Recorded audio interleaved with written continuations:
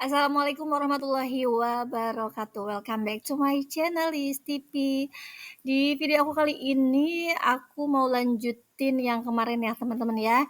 Aku mau bahas soal UKP PPG. Gimana caranya agar teman-teman bisa mudah untuk menemukan kata kunci di soal-soal UKP PPG. Ini adalah part 2-nya. Buat teman-teman yang belum subscribe, silahkan tekan subscribe terlebih dahulu dan juga nyalakan lonceng notifikasinya. Sebelum kita mulai bahas soal, ada afirmasi positif terlebih dahulu. Tanamkan dalam diri teman-teman bahwa soal UKP PPG itu mudah ya. Bilang sama diri sendiri, aku bisa, aku pasti bisa lulus UKP PPG. Kita masuk ke soal yang pertama. Guru mendapati ada seorang peserta didik yang melakukan tindakan diskriminatif terhadap teman lain dalam pembelajaran di kelasnya, sehingga guru harus mengambil tindakan yang objektif.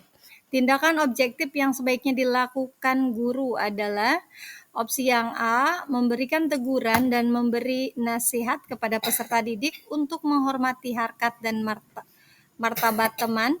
Yang B, meminta kedua peserta didik tetap menjaga pertemanan agar konflik pribadi tidak berkembang. Yang C, meminta seluruh peserta didik mengembangkan sikap tenggang rasa untuk toleransi kepada teman. Yang D, memberikan hukuman dengan membuat surat pernyataan bahwa tindakannya tidak akan diulang. Atau opsi yang E, mengusulkan kepada kepala sekolah untuk memberikan sanksi bagi peserta didik yang diskriminatif. Nah, menurut teman-teman di soal yang ini kata kuncinya itu apa? Oke, untuk soal ini kata kuncinya adalah tindakan objektif yang sebaiknya dilakukan oleh guru. Jadi, tindakan yang paling tepat adalah memberikan teguran dan memberi nasihat kepada peserta didik untuk menghormati harkat dan martabat teman.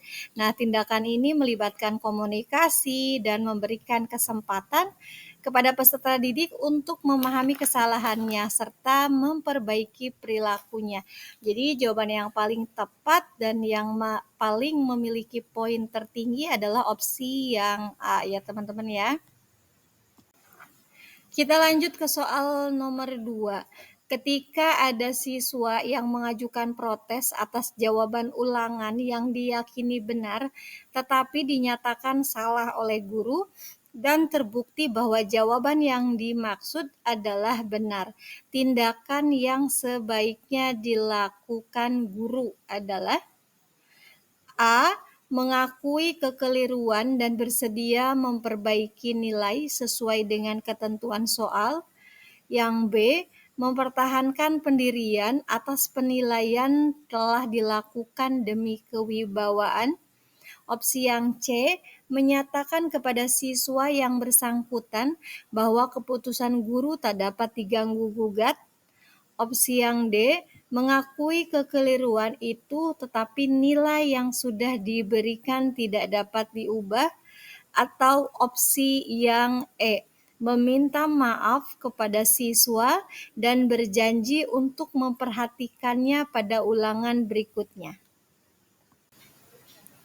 Nah, di sini kata kuncinya adalah tindakan yang sebaiknya dilakukan oleh guru. Jadi opsi yang paling tepat adalah opsi yang A. Nah, di mana jika siswa telah membuktikan bahwa jawabannya benar sesuai dengan kunci jawaban yang benar, guru itu seharusnya mengakui kesalahannya, memperbaiki nilai siswa sesuai dengan jawaban yang benar, dan memberikan penilaian yang adil. Nah, teman-teman bisa cek bahwa pilihan yang opsi B, C, dan juga D mungkin akan membuat siswa itu merasa tidak dihargai dan juga kurang adil ya. Kemudian untuk opsi yang E, nah, ini tidak cukup karena siswa seharusnya memperoleh penilaian yang sesuai dengan jawaban yang benar dalam ulangan tersebut. Kita lanjut ke soal nomor 3. Pada sekolah tempat Anda bekerja, Anda sering berinteraksi dengan rekan guru lainnya. Suatu ketika, salah satu rekan guru Anda menjadi topik perbincangan antara guru-guru lain di sekolah tersebut, karena guru tersebut tidak memberikan nilai sesuai dengan kemampuan yang dimiliki siswa. Untuk menyikapi hal tersebut, yang akan Anda lakukan pada rekan Anda adalah: apakah pilihannya yang A, mendiamkan hal tersebut karena urusan masing-masing? Yang B, menyampaikan pada kepala sekolah agar tidak terjadi kesalahpahaman?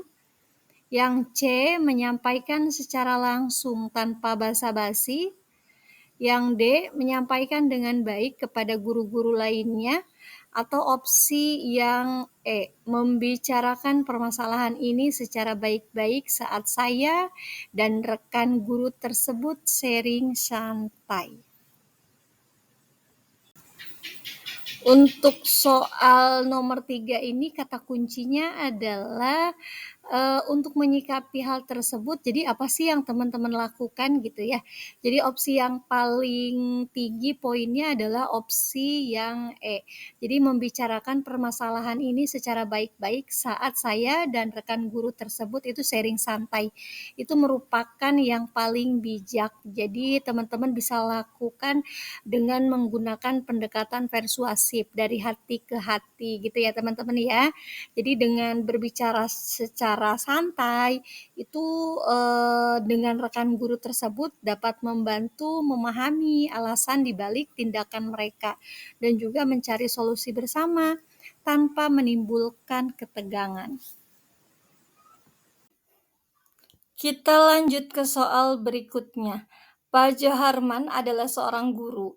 Beliau telah mengamati bahwa beberapa siswanya mengalami kesulitan dalam memahami konsep-konsep materi yang diajarkan. Ia ingin menggunakan hasil asesmen untuk memperbaiki strategi pembelajaran di kelasnya. Metode asesmen yang paling efektif untuk tujuan ini adalah: opsi yang A, mengadakan kuis singkat setiap akhir pembelajaran untuk mengevaluasi pemahaman siswa terhadap materi yang baru diajarkan.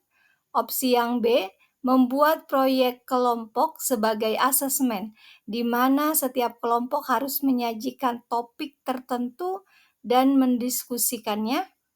Yang C, memberikan tes formatif yang mencakup pertanyaan-pertanyaan reflektif untuk mengukur pemahaman konseptual siswa. Opsi yang D, memanfaatkan tes standar nasional yang telah ada sebagai alat ukur kemajuan siswa dan menyesuaikan pembelajaran berdasarkan hasil tes tersebut. Atau opsi yang E, mengadakan diskusi kelas setelah pelajaran dan meminta siswa untuk menyimpulkan apa yang telah mereka pelajari dan apa yang sulit mereka pahami. Nah, menurut teman-teman, jawaban yang paling tepat, yang opsinya paling tinggi itu yang mana? Jawaban yang paling tepat adalah opsi yang C ya teman-teman ya. Jadi asesmen formatif ini bertujuan untuk memperoleh informasi perkembangan atau kendala dalam mencapai tujuan pembelajaran selama proses pembelajaran dan memberikan umpan balik untuk memperbaiki proses pembelajaran. Jadi jawaban yang paling tepat adalah opsi yang C. Kita lanjut ke soal yang terakhir. Peran satuan pendidikan dalam pelaksanaan literasi di sekolah adalah, kata kuncinya di sini adalah pelaksanaan literasi di sekolah. Pilihan jawabannya opsi yang A, melaksanakan kegiatan pembiasaan membaca 15 menit sebelum pembelajaran. Yang B, menyediakan ruang baca untuk peserta didik, pendidik, dan tenaga kependidikan. Yang C, mendorong terbentuknya ruang baca yang nyaman. Yang D, melakukan pengawasan dan mewajibkan peserta didik membaca sejumlah buku sastra dan menyelesaikannya dalam kurun waktu tertentu, atau opsi yang melakukan analisis kebutuhan dan mengkaji isu yang terkait kemampuan literasi pendidik dan peserta didik. Jawaban yang paling tepat adalah opsi yang A ya teman-teman ya. Di sini kata kuncinya adalah pelaksanaan literasi di sekolah. Gerakan literasi sekolah itu dikembangkan dengan menyasar ekosistem sekolah di jenjang pendidikan dasar dan juga pendidikan menengah. Nah, gerakan literasi sekolah ini dilaksanakan dengan 3 tahapan, mulai dari penumbuhan minat baca, melalui kegiatan 15 menit membaca buku non-pelajaran, kemudian meningkatkan kemampuan literasi melalui kegiatan menanggapi buku pengayaan, hingga meningkatkan kemampuan literasi di semua mata pelajaran.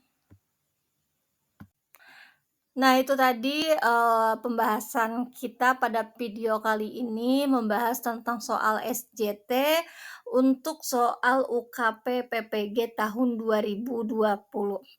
Buat teman-teman yang mau ikut bimbel UKP PPG atau pendampingan pembuatan jurnal PPG tahun 2024, khususnya untuk teman-teman yang piloting 3 yang baru mulai pembelajaran mandiri, silakan teman-teman hubungi nomor admin yang tertera di layar, atau teman-teman bisa gabung dengan grupnya melalui WA Group, di mana linknya itu aku cantumkan di kolom deskripsi.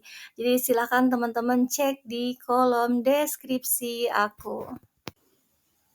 Jika menurut teman-teman video ini sangat bermanfaat, silahkan di-like, share, dan juga subscribe. Dan juga teman-teman silahkan komen ya di kolom komentar, aku pasti bisa lulus UKP PPG. Karena ucapan itu adalah doa, semoga aku doain teman-teman semuanya lulus UKP PPG. Amin. Akhir kata, wassalamualaikum warahmatullahi wabarakatuh. See you di next video.